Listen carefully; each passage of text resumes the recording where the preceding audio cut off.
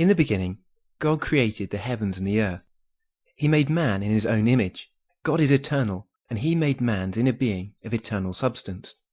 God made man to be in a love relationship with himself forever. Love is what humans crave for, both to give and to receive. God is love. If you write a song or a book, then you can set the rules about how it is used and reproduced. God made man, so he has the right to set these rules for him. God is pure. He wanted man to stay pure too, by never lying or stealing, and by not having sex outside marriage. He wanted this purity to be more than skin deep. He called lust adultery of the heart, and hatred he called murder. God said there would be a wonderful reward for obedience, and a terrible punishment for disobedience. Because man's inner being is indestructible, both the reward and the punishment would last forever.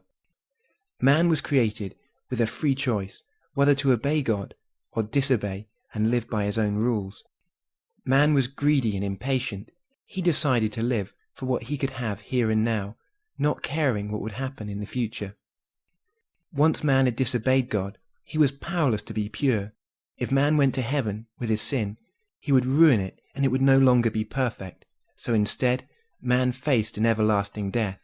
After physical death, his soul would remain conscious in a place of torment. Because God is pure, he cannot stand sin. It's like a bad odor to him, and he broke off the relationship with man. Man was physically alive, but death had entered into his inner being, and his body was dying. It was only a matter of time until he fell into the grave, and his soul was lost forever. Man hated this situation, and tried to make things right with God by good works and religious activity. It was no good. No amount of doing good will make a person pure once they've become impure. Even man's attempts at good works stank to God. Rather than making things better, they made things worse, because man became proud of his works. But God was not happy with the situation, because he still loved man. The only way for man to come back to God was if God himself made a way. While man was still in rebellion against God, God reached out to rescue him. God loved man so much that he sent his own Son, Jesus Christ, into the world. Jesus was fully man, and because he never did anything wrong, God the Father could look at him and be pleased. Jesus is the only human being who's lived a life worthy of heaven. Jesus is also fully God.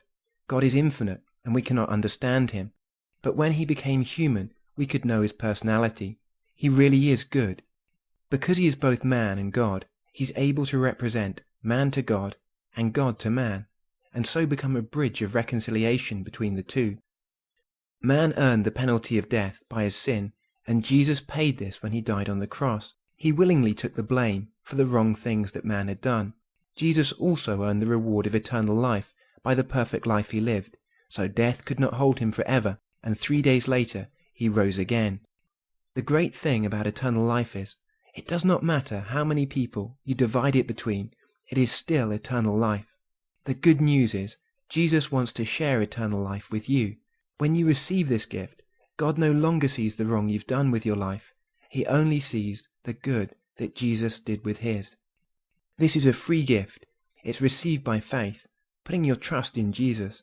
The Bible says, if you confess with your mouth that Jesus is God, and believe in your heart that he was raised from the dead, then you will be saved. Jesus said, I have come so that people can have life, life in all its fullness. When we turn from sin to God, he promises to give us his own Spirit, to help us to do what is right in the future. Jesus said, my sheep know my voice. This is one of the ways we know we will be with God when we die. If you would like to receive forgiveness for your sins and eternal life through Jesus Christ, please repeat the words of this prayer, phrase by phrase, after me. Father God, please forgive me for the wrong things I've done. I now turn from them. Thank you for sending Jesus to die on the cross for my sin.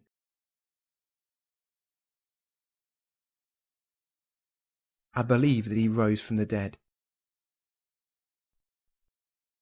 And I confess that Jesus is Lord God. Amen.